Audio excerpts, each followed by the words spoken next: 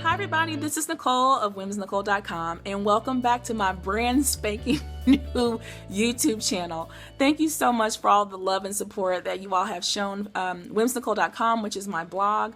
I'm so grateful. It touches my heart. I love you and thank you so much. I wasn't going to do like these types of videos at all, but my friends have been saying, you really need to do videos, Nicole, blah, blah, blah, blah, Danielle. So I'm doing it. And Kara, I'm doing it. And then also I have received email requests. Would you please do a video on some things? And so I'm going to honor those requests. And here I am to make this video. Now, WomensNicole.com is about hair, it's about makeup, it's about food, it's about fun and places, all types of different things. But today's video is going to be based upon one of my favorite hobbies, and that is sewing. I had a sewing meetup on Saturday and it was so much fun.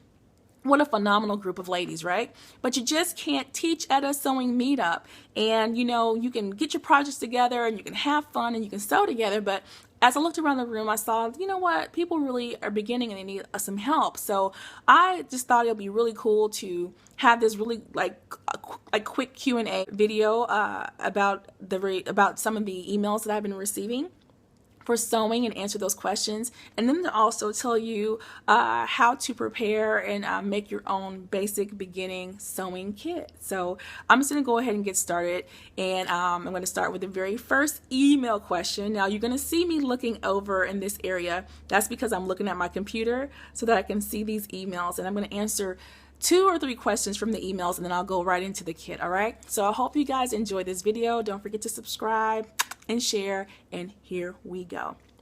This one is from Lisa J of Indianapolis, Indiana, and she says this: Hey Nicole, I am new to sewing and I really want to begin, but I hate to iron. Do I really need to iron if I want to sew? Please, I need your help. All right, Lisa, let me tell you right now, you have to iron if you're going to sew. They just go together. Irons help to make your product look very finished and professional and just beautiful. I love to iron when it comes to sewing because I love to see that crisp seam. I love to see how it looks so nice when it's ironed out. So, you know, and I love the steam. Sometimes I put like essential oils inside of my iron so that it, you know, is a little, you know, fragrant, like some lemongrass or some lavender. It's just an amazing thing for me. And it makes your product look very finished and professional. So if you're going to sew, absolutely, you're going to need an iron, and you want to make sure you have an iron that has a good steam option, okay? So I hope that answered your question. You have to iron. And all of those out there who are watching this video who are brand new, who hate to iron but who want to sew, you can't have one without the other. You have to do it, all right? Okay.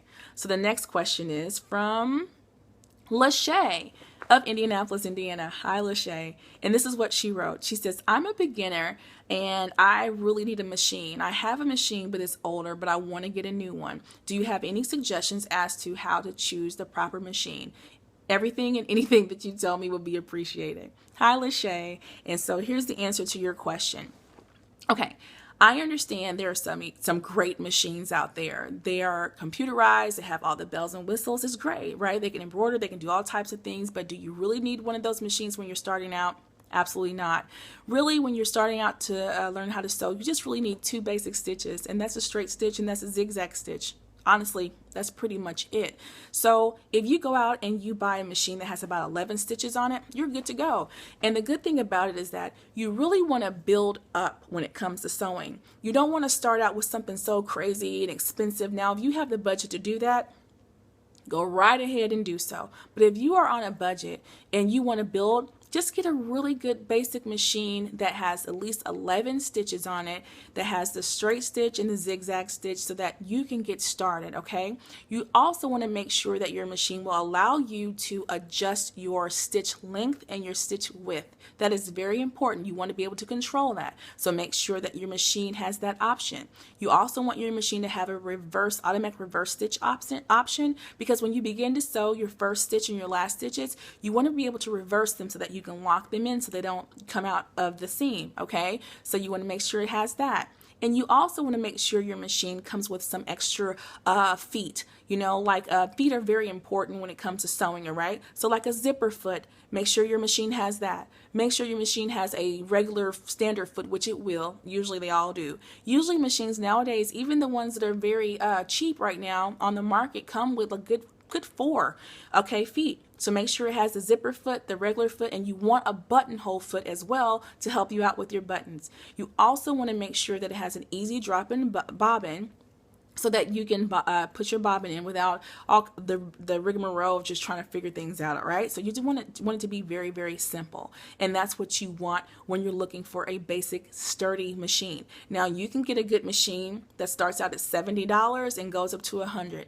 you know? And if you're on a budget, like I said, and you're beginning to sew and you really don't want to go out and spend that much money right now, just look for a good, sturdy machine that has all of those options and you will be fine. All right. Now, also just make sure that you know that the manual machines that are not computerized are a little bit easy for you to maintain. They're easy for you to maintenance, and they're a little bit more lightweight, and they're awesome. And then as time goes on and you begin to become a pro and make all kinds of great things, you can save up that money and then you can go out and purchase the machine of your dreams. Okay. So if you want to begin to sew, just go ahead and look for those options.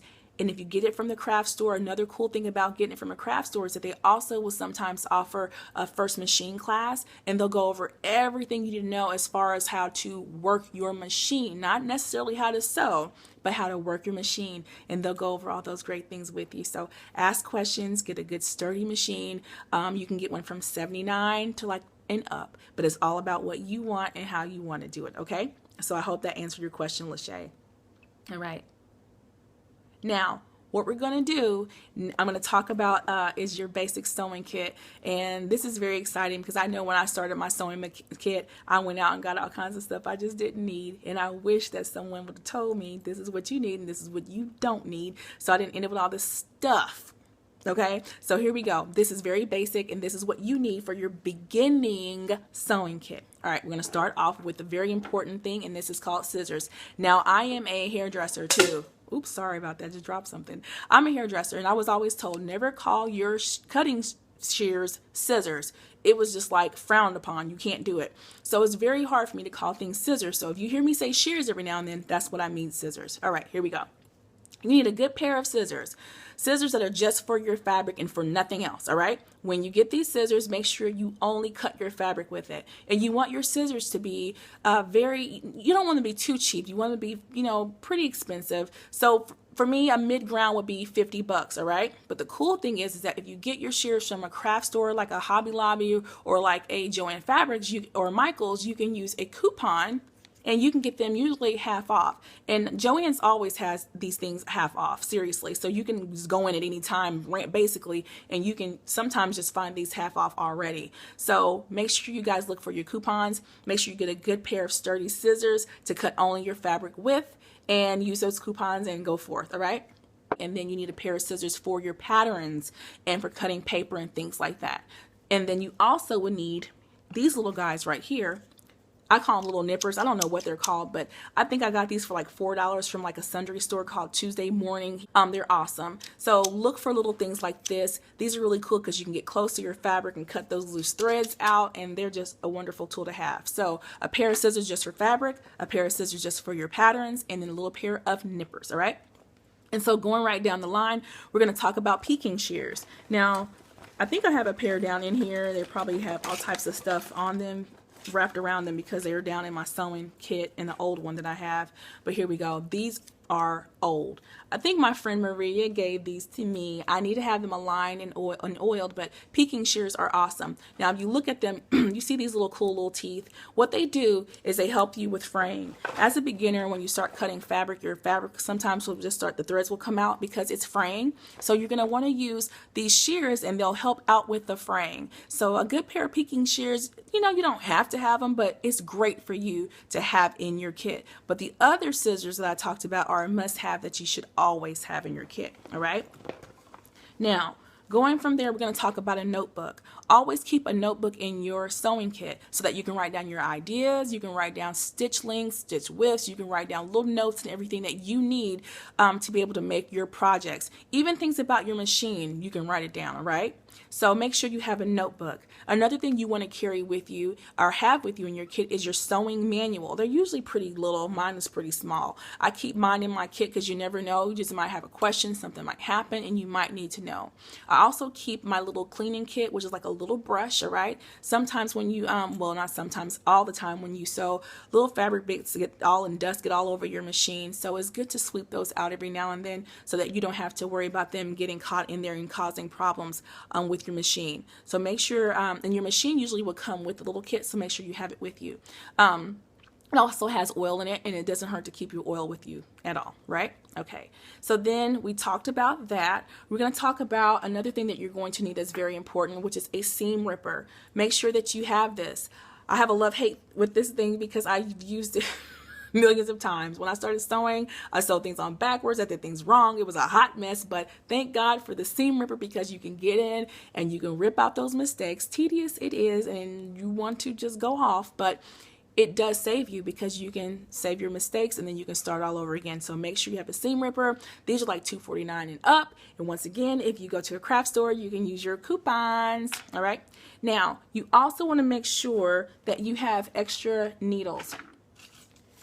Your machine will probably come with a needle. It's like a universal needle, which is fine. That's for something that you want to sew everyday things with. But if you have material that stretches, you're going to need jersey or ballpoint needles, all right? These are good for that. And then also, you're going to, if you want to sew denim, you need a denim needle. And if you want to sew leather, you want to have a leather needle. Now, the cool thing about these needles is that they have it right there, usually written all on the package. Like, sorry, this one says jersey. Okay, so I know that it's for stretch material. And then I have another pack that says denim. I have another one that says universal. Keep extra needles in your kit because you need to change your needles at least every 2 to 3 projects. That's what I do. And then sometimes they break and you just don't know. And you don't want to be in a situation where you go buy all this awesome fabric and then you're like, darn it, I have to go out and get a needle for that fabric. So make sure you have the proper needle for the proper fabric for your machine. All right. Now from there, we're going to go down to, I just talked about the needles. We're going to talk about pins. Yay!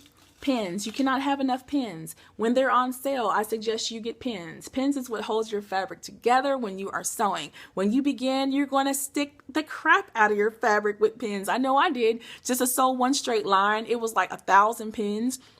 So whatever, you have to do what you have to do until you get better. So make sure that you have nice sewing pins in there. They're long, they come short. I don't have my short ones, but glass heads, all types of different ones. And once again, use those coupons, guys, and make sure you have at least 100 to start out in your kit because you're going to use and need a lot of them.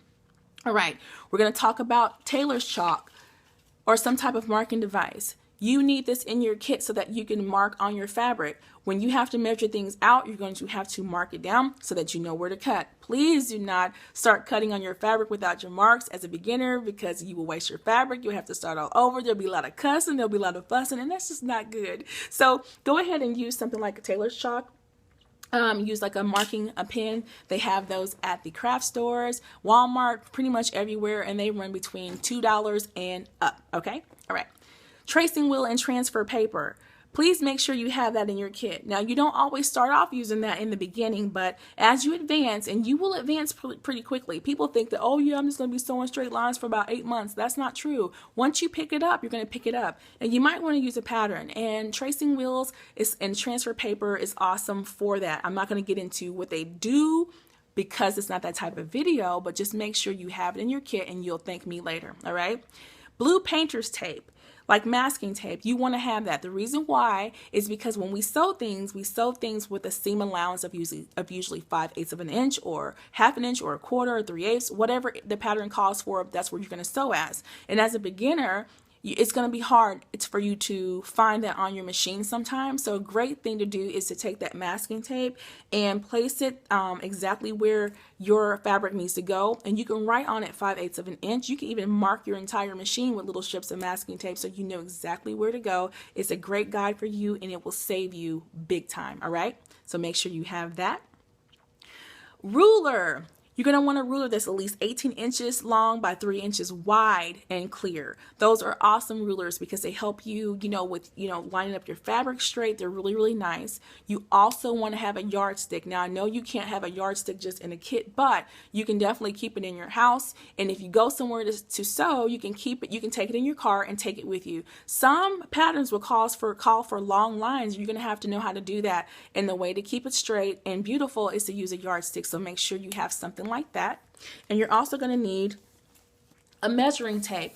Get one that's about 60 inches long. These are like 99 cents at the fabric store, and they're great to have. Great to measure your body. They're great to measure things on the floor, where on your table, whatever. You need a tape measure, so make sure you have one in your kit, and do not let your cats let your kids play with them, because they can get stretched out and you don't want that to happen. If that does happen, just go ahead and get another one. But a good rule of thumb is to always have your measuring tape and keep it in there. Sometimes you can even have two.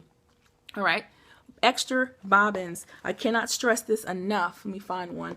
A bobbin is something that's going to come in your machine when you first get it. And I'm not going to talk about what they do because that's a different video, but I will tell you, you will need a lot of them.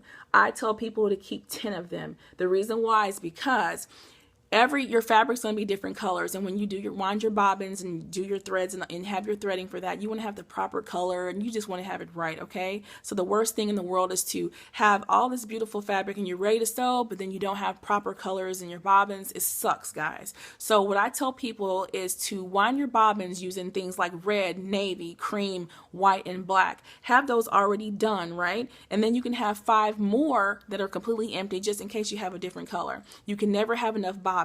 And not all bobbins are for every machine, so make sure you use the proper bobbin that goes with your machine. My machine calls for, I think it's class J15, and I don't know which ones yours will have, but it'll tell you, and make sure you have the proper one and keep a lot of them in your sewing kit.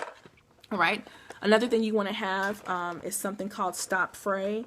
Stop Fray is awesome for fraying. You can just put it on the edges of where your fabric is fraying, and it dries within 15 to 30 minutes, and it's an awesome thing to have in your kit, right? It's really, really, really cool, and it's like $3 for this, and once again, you can always use your coupons, and this is something that everybody should have in their sewing kit. Post-it notes. Post-it notes are great because you can write down little notes as you sew.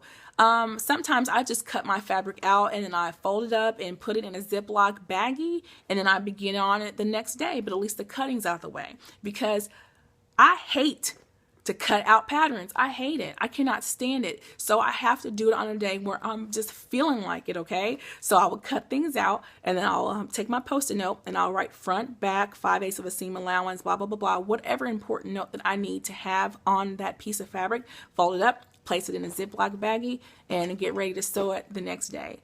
So Post-it notes are really, really great. And then the last thing I'm going to tell you about, well, the second to last, are the Ziploc freezer bags, the gallon size. I cannot tell you how awesome they are. Just like that fabric, they hold a lot of things. They can hold your scraps, they can hold your thread, all types of things. Make sure you have Ziploc baggies. You don't have to go out and buy all this fancy stuff to hold your materials. You can just use a Ziploc bag and it works just fine. But for your pins, make sure you keep them in something like this, because you don't want them to get caught in your foot, or if you have a little kid running around like I do, you don't want them to get hurt. That would be awful. And you just don't want them on the floor. So make sure you at least keep your pins in something like that. But everything else you can put in a Ziploc baggie if you choose, okay? And then last but not least, fat quarters. I don't have one with me. I can't believe I thought I did, but I don't. But fat quarters come in like these squares. They sell them at Joann Fabrics, at Walmart, Meijer, pretty much any type of craft store. And you can use them because they're great to learn on. There are even like really cool fat quarter projects that you can look at online, and you can sew something. And it's great to help you with your stitching, to help you to learn about how to guide yourself. And it's just a great thing to learn on, and because it's very inexpensive.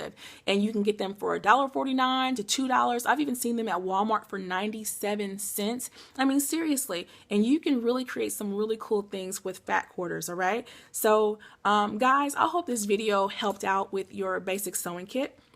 I hope to answer some questions for you. And just remember, you don't have to have all types of crazy different things. This is just the basics that you will need to get started so that you can learn how to sew and feel comfortable and have everything that you need. So if you guys like this video, please give it a thumbs up. Give it a thumbs up. And tell people who are learning how to sew, there's a video out there that, hey, tells you what to have in your basic sewing kit. So I'm glad that I can do it. Thank you so much, much, Danielle and Kara, for encouraging me to do my videos. And thank you so much for those who've asked questions. You know what? I hope it helped out. And until next time, I love you guys. I'll talk to you soon. Bye.